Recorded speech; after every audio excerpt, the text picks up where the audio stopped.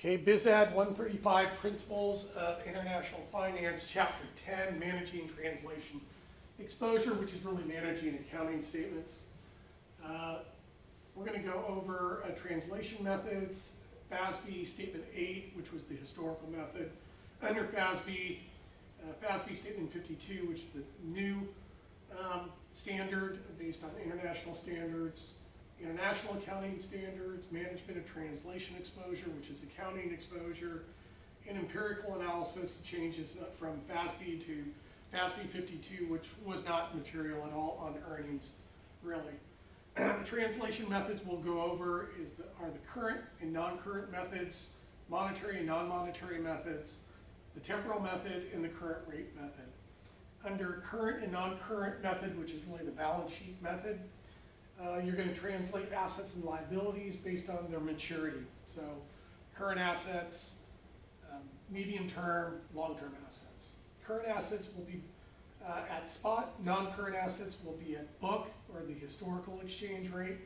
And here's an example of the balance sheet in pounds in US dollar and the liabilities in pounds in US dollars. And then we'll look at the effect on these assets and the valuations from euros to dollars as the pound appreciates and the dollar depreciates. Non-monetary or monetary and non-monetary method, which again is the balance sheet method. Monetary accounts are the value of the money whose value changed in the exchange rate. So it's the monetary accounts value affected by changes in the exchange rate. All monetary accounts for foreign subsidiaries are translated at the current exchange rate. So in this case, 2 euros per dollar. And the non-monetary accounts, the equity and the real estate assets, are translated at historical cost of the exchange rates. So as the account was actually recorded, what was the exchange rate at that time? The temporal method is assets and liabilities are translated based on how they're carried on the books. And balance sheet account transactions are at current spot if carried on the book at current value. So in this case, it's 2 pounds per dollar. Items are carried on books at historical cost and translated at the historical exchange rate at the time it was recorded. In this case, it's 3 pounds per dollar. The current rate method is very simple. All balance sheet items, except for equity, is translated at the current exchange rate. And the cumulative transaction account, the CTA, is basically a plug within the balance sheet on the liability side. So it just becomes a plug. Over here is an example of a balance sheet. And I won't go through all of the permutations of this balance sheet, but just to see how the balance sheet is set up, you have the current and non-current method, the monetary, non-monetary method, the temporal method, and the current rate method. And here you can see the cash is, in the current and non-current is booked at the value at spot. On monetary, non-monetary, it's booked at the value of historical spot. In the temporal method, it's booked at the current value at spot. And under the current rate, it's booked at the value of the spot. For net fixed assets, under the current, non-current method, the net fixed assets are booked at historical spot. Same for monetary and non-monetary. Same for temporal. And then under the current rate, your net fixed assets are booked at the current spot rate. Under current liabilities, under all methods, they are booked at spot. Long-term debt, under the current, non-current method, is booked at the historical rate. Under monetary, non-monetary, temporal, and current rate, it's at the current spot rate. And then common stock doesn't change. And then for the retained earnings, you're going to get the retained earnings under current, non-current, monetary, non-monetary, temporal, and the current rate. Those are going to be pulled strictly from the income statement. and under the current rate, the CTA becomes applied. Under FASB Statement 8, very similar to the temporal method, where you translate inventory at historical cost or historical exchange rates.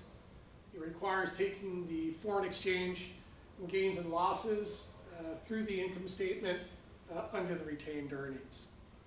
The FASB Statement 52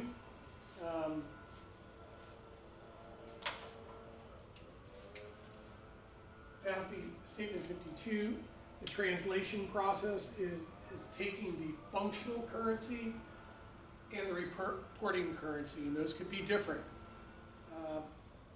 You want to use this in highly inflationary economies. The functional currency is the currency in which the business is actually being conducted, and the reporting currency is the multinational corporation consolidated financial statement currency that's being reported. There's a two-stage process.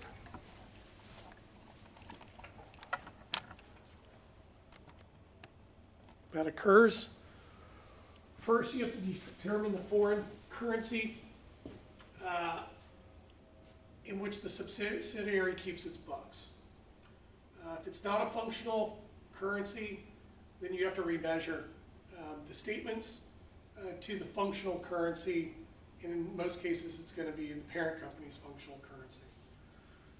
Second, the foreign entity functional currency may not be the parent's functional currency, so the foreign entity has to use the current method. In the mechanics of FASB Statement 52 is where you have the foreign entity books. So the question is, what currency is it going to be booking these transactions? The non-parent, if it's the non-parent currency, you have to figure out what the functional currency is going to be. The local currency in which it's being booked, so that's going to be under the current translation. Foreign entity books may have to be restated and remeasured through the parent's company currencies. That will then go through to the functional currency, the local currency, the current translation into the parent currency. And then the third currency will be a temporal measurement or remeasurement. In highly inflationary economies, foreign entities require remeasuring the financial statements using the temporal method, which is really the current method, the temporal method, where you use current value of the spot for the cash, historical spot for the fixed net assets, and you use the retained earnings you take from the income statement. So the foreign entities required to remeasure the financial statements using the temporal method as if the functional currency were the reporting currency. So again, you got to remeasure. International accounting standards were introduced in 2005. All companies doing business in the European Union must use the International Accounting Standard Board standards or the IASB pronouncements. The International Financial Reporting Standards was FASB's, and then the IAS 21, which is the effects of changes from foreign currency, and the IAS 21 is similar to the monetary and non-monetary method.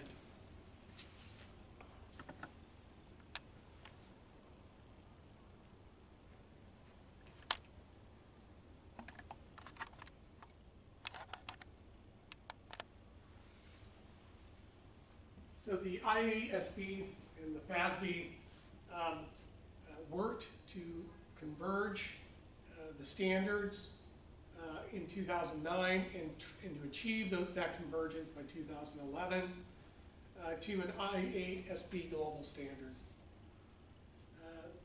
The accounting is the translation issue. How do you manage translation exposure? Well, translation versus transaction exposure, you have to look at both. Translation's the accounting, transactions, the cash flows. How do you hedge translation exposure? You can do a balance sheet hedge or you can do a derivatives hedge. This is a balance sheet hedge, is accounting, derivatives is financial. Translation versus operating exposure. And in both cases, you can't totally eliminate the exposures. Translation versus transaction exposure. Translation exposure is the effect of unanticipated changes in the exchange rates on your consolidated financial statements. So you're probably going to have to use a lot of footnotes if there's been major movements in the exchange rates. Transaction exposure, as we talked about in Chapter 8, will be the effect of foreign currency or exchange rates on cash flows. That's where the major exposure is really coming from. And we can use derivatives and money market and cross-market hedges to be able to handle the transaction exposures. Hedging translation exposure, one is through management and reporting of the financial statements. It's going to be on the accounting side. It's going to be at the accounting data level and reporting level, and it's going to be the accounting methods that are utilized. Also, management methods. Management methods may need to be modified to be able to mitigate the translation exposures through to the consolidated financial statements. So management can manage the businesses to try to minimize the translation exposure. Other methods of hedging, balance sheet and derivatives hedging. On the balance sheet side, what you want to try to do is to eliminate the mismatch between the assets and the net liabilities by using the same currency. You can manage, you may be able to create translation exposure when you start to try to eliminate the mismatches on the balance sheet. So there's a trade-off there. You can use hedging strategies or derivatives to hedge off the transaction exposures through the use of forwards with maturities at the reporting period. So you're matching the maturity of the forward contracts with the reporting dates of the consolidated financial statements. You can obviously also use futures and options and swaps and swaptions also. Derivative hedges are used to control translation exposure, but to be able to do that, you need to be able to speculate and forecast what foreign currency movements are going to be at your subsidiary level. Translation versus operating exposure. Operating exposures are the effect of unanticipated changes in foreign currency values on your cash inflows and your cash outflows. This is a significant issue, but you can use the derivative contracts, the money market, the cross hedge, the options, the swaps, the swaptions, to be able to use as a solution for mitigating the operating exposures. You can also diversify operationally and diversify geographically your production and your supply chains and your personnel to be able to mitigate the operating exposure.